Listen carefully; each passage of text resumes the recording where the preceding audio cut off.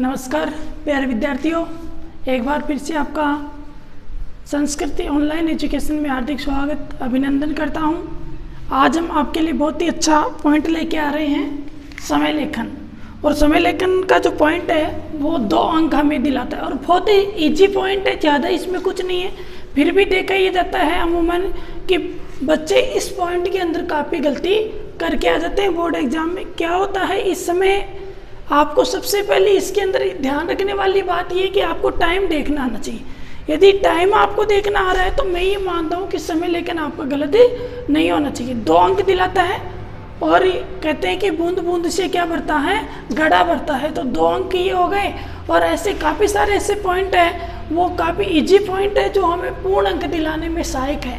तो ऐसे में सभी विद्यार्थियों से यही उम्मीद है कि वो समय लेखन को आसानी से हल करेंगे और इसकी पूरी क्लास का ये जो वीडियो है वो पूरा देखेंगे। और मैं ये मानता हूँ कि पूरा वीडियो देखने के बाद में शायद आपके समय लेखन में कोई दिक्कतें नहीं रहेगी। तो सबसे पहले हम बात करते हैं टाइम की। तो टाइम के लिए देखो अपने पास आता है एक तो जैसे 12 बजे, ठीक है, एक समय आ सकता है 12:15, एक आ गया 12:30 और एक आ गया 12:45 और फिर कितनी बजेंगी 1, ठीक है। या फिर मैं ये कहूँ कि समय लेखन में 10 मिनट, 15 मिनट, 30 मिनट, 40 मिनट, 40 नहीं 45 मिनट ऐसा समय आ सकता है।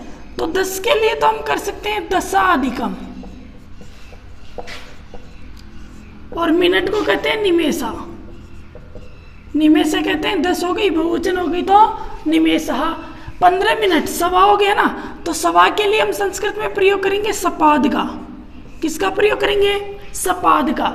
30 आधा घंटा हो गया और आधे के लिए संस्कृत में प्रयोग करेंगे सार्ध का। किसका प्रयोग करेंगे? सार्ध का। और 45 के लिए पादोन का। 45 के लिए किसका प्रयोग करेंगे? पादोन का, ठीक है। ध्यान रखने वाली बात यही है कि समय लेखन के साथ यदि मिनट आ रही है, जैसे 10 के स्थान पे मान लो 5 मिनट आ गई, तो 5 मिनट है, तो 5 के लिए सबसे पहले तो ये ज्ञात होना चाहिए कि हम संस्कृत में 5 को क्या कहेंगे। तो 5 को कहेंगे पंच, और उसके साथ अधिक जोड़ देंगे तो दीर्घ संधि करके बना देंगे पंचाधिकम। निमेषा मिनट को कह दिया ना। और 15 के लिए हम प्रयोग करेंगे सपाद का, 30 के सार्ध का और 45 के लिए पादोन का प्रयोग करेंगे।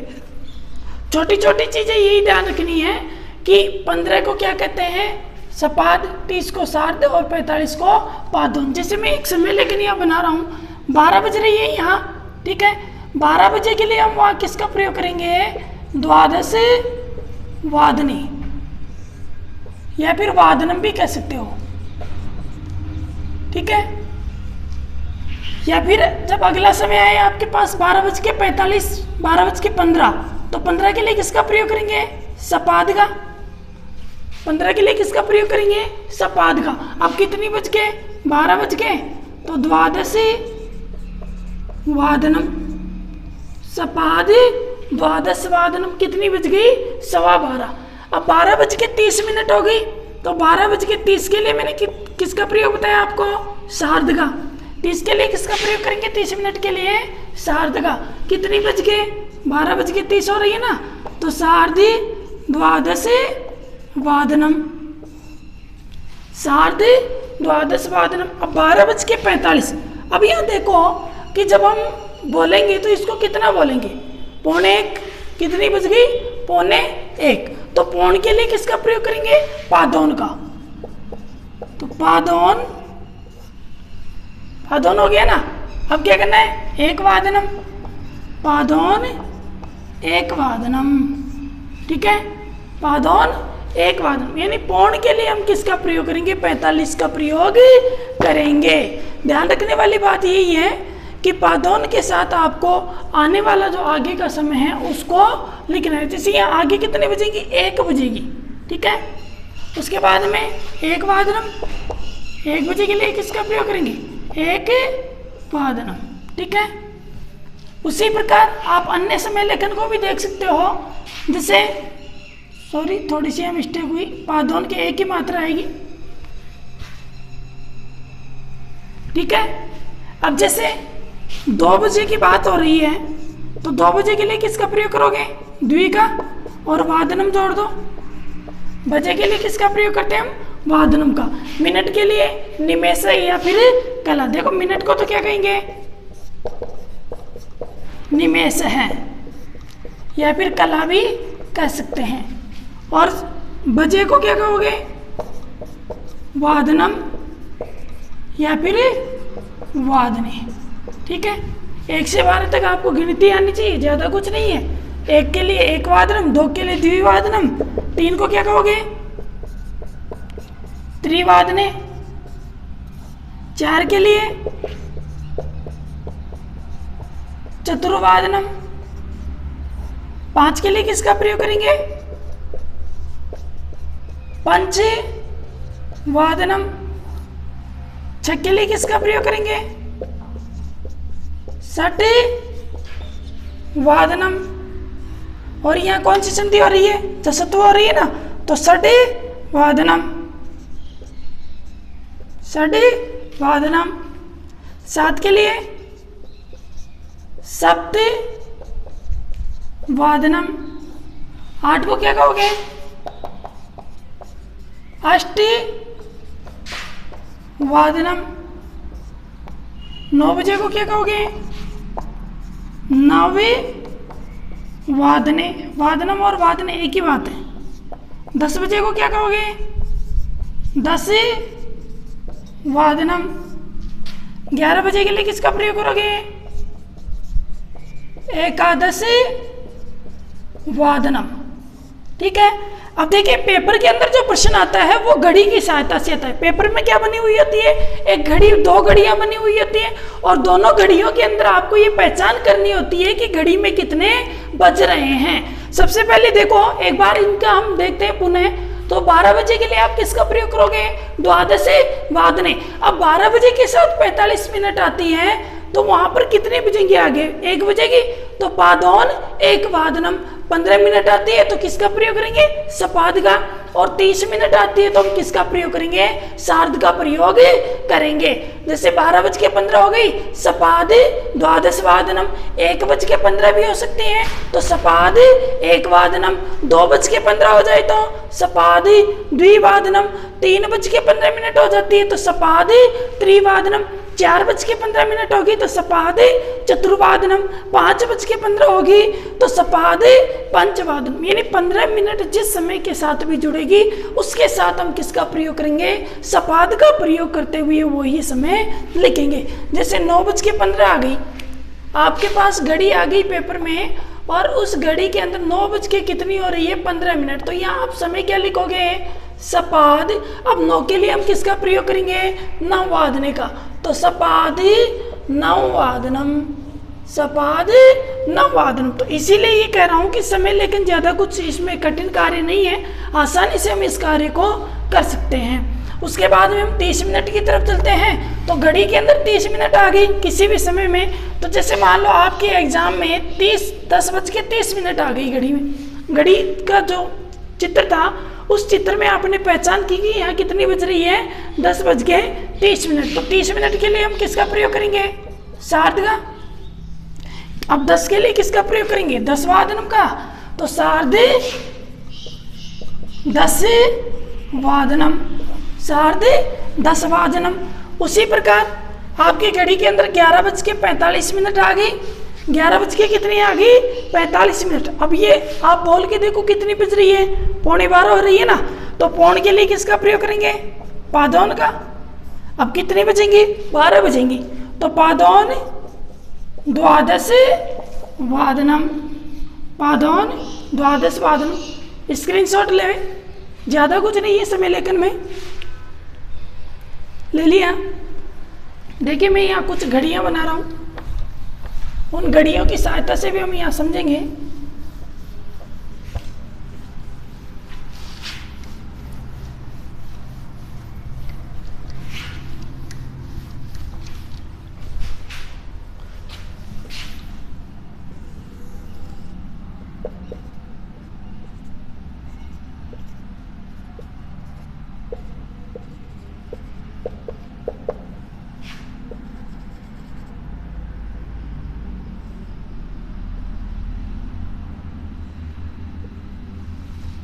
ठीक है, दूसरी घड़ी हम यहाँ बनाते हैं।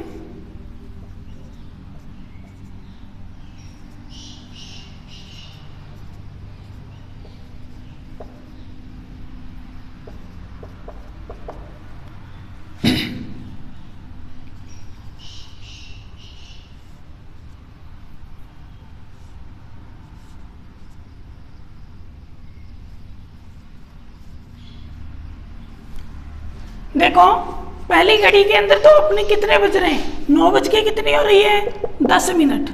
पहली घड़ी में तो कितनी हो रही है 9 बज के 10 मिनट, और दूसरी घड़ी में 12 बज के 15 मिनट। तो आपको वहां घड़ी के अंदर क्या करना है, समय लेखन की पहचान करनी है। अब इसका प्रश्न कैसे आता है मैं ये बता दूं आपको। केवल यहाँ 2 घड़ियों के चित्र आएंगे और उन दोनों के नीचे क और ख, जैसे ये घड़ी क है और ये क्या है ख है। यहाँ आपको क्या करना होता है, वाक्य प्रयोग करना होता है। जैसे मैं यहाँ लिखूं सुरेश है डैश डैश देखा, उसके बाद में यहाँ देखा वादने गृहम गच्छामि। दूसरा वाक्य ख में देगा सा बालिका डैश डैश दे देगा, फिर वादने विद्यालयाति गृहम आगच्छति। वाक्य प्रयोग करो। तो पहली घड़ी में कितनी बज रही है 9 बज के 10 मिनट। तो यहाँ हम क्या करेंगे, वाक्य प्रयोग करते हुए उस समय लेखन को भरेंगे। तो 10 मिनट क्या है अधिक है, तो दशा अधिकम कितनी बज के 9 बज के, तो दशा अधिकम नववादने, वादने आगे लिखा हुआ है, दशा अधिकम नववादने गृहम गच्छामि। उसके बाद में दूसरी घड़ी में देखो 12:15 सपाद हो रही है ना, तो सवा के लिए किसका प्रयोग करते हैं सपाद का। तो सपाद द्वादश 12:15 बजे विद्यालय से क्या करती है घर आती है। तो समय लेकिन ऐसे ही आता है, ज्यादा कुछ इसमें नहीं है। देखो मिनट की और बात कर लेते हैं हम। जैसे 9 बज के 5 मिनट आ गई आपके पेपर में, तो वहां 5 मिनट के लिए आप किसका प्रयोग करोगे पंचा अधिकम नवे वादने। 5 मिनट अधिक है 9 बज के। जैसे 10 बज के 10 मिनट आ गई तो किसका प्रयोग करोगे दशा अधिकम 10 वादने, दशा अधिकम 10 वादने। उसी प्रकार 12 बज के 45 मिनट आ गई तो पादौन हो ना 1:45, तो पादौन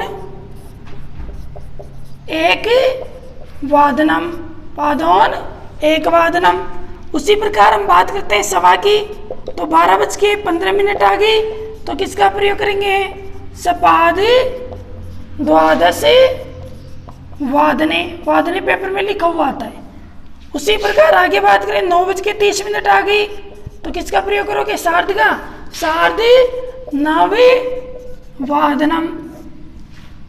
आगे हम बात करें 10 बज के 45 मिनट आ गई तो किसका प्रयोग करोगे पादौन एकादश वादने, पादौन एकादश वादने।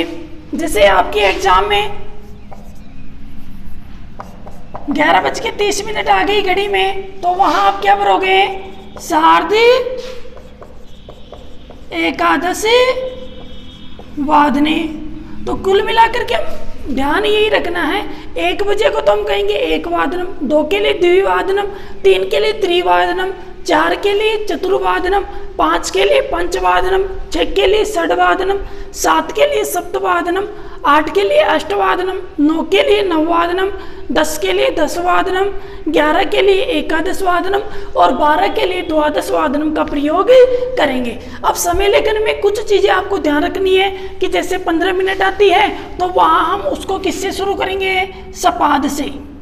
15 मिनट के लिए किसका प्रयोग सपाद का, 30 मिनट आती है तो सार्ध का और 45 आती है तो पादौन का प्रयोग करते हुए समय लिखेंगे। 45 में हमें ध्यान ये रखना है कि जैसे 12 बज के या 1:45 आ रही है, तो यहाँ इतना सा ध्यान रखिए कि आगे कितनी बजेंगी, 2 बजेंगी। तो आपको पादोन लिख करके द्विवादनम लिखना है, पादोन द्विवादनम। अन्य उदाहरण हम देखें, जैसे 3:45 आ गई तो आगे कितनी बजेंगी, 4, पौने हो गए ना। पादोन का अर्थ क्या होगा, पौन, तो 3:45 बजे। तो पादोन चतुर्वादनम, पादोन चतुर्वादनम।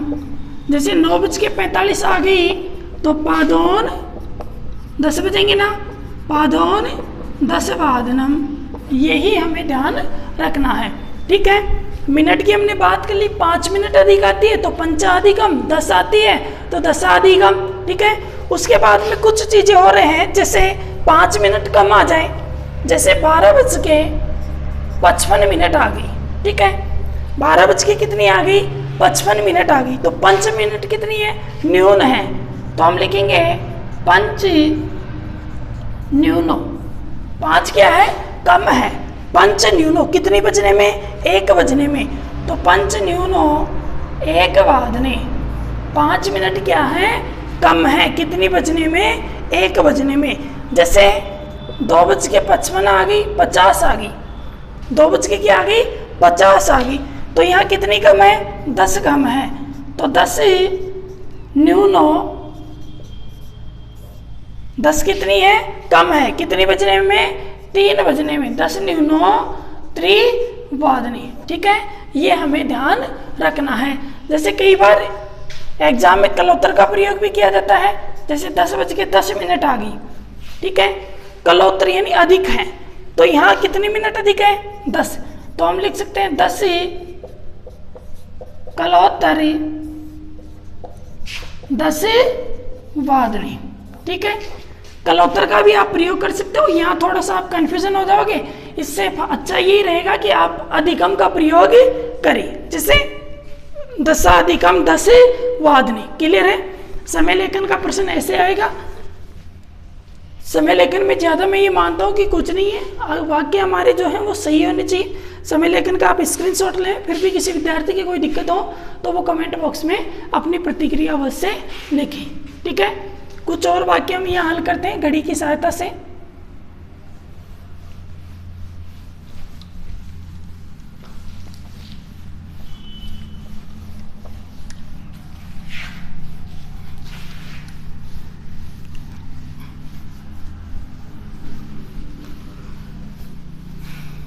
आगे देखो, जैसे ये घड़ी है और इसी घड़ी के अंदर मैं थोड़ा सा और चेंज कर देता हूं।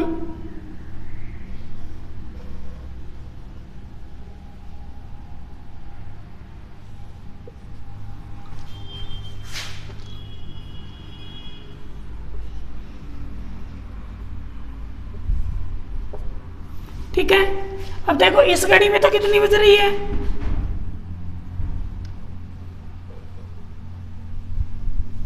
11:45। कितनी हो रही है, 11:45। और इस घड़ी में कितनी हो रही है, कितनी हो रही है बेटा, 8:30। कितनी बज गई, 8:30। अब वहां क्या होता है कि हमें इनको पहचान करते हुए वाक्य प्रयोग करना होता है। जैसे मैं वाक्य प्रयोग करूं कह का, तो महेश है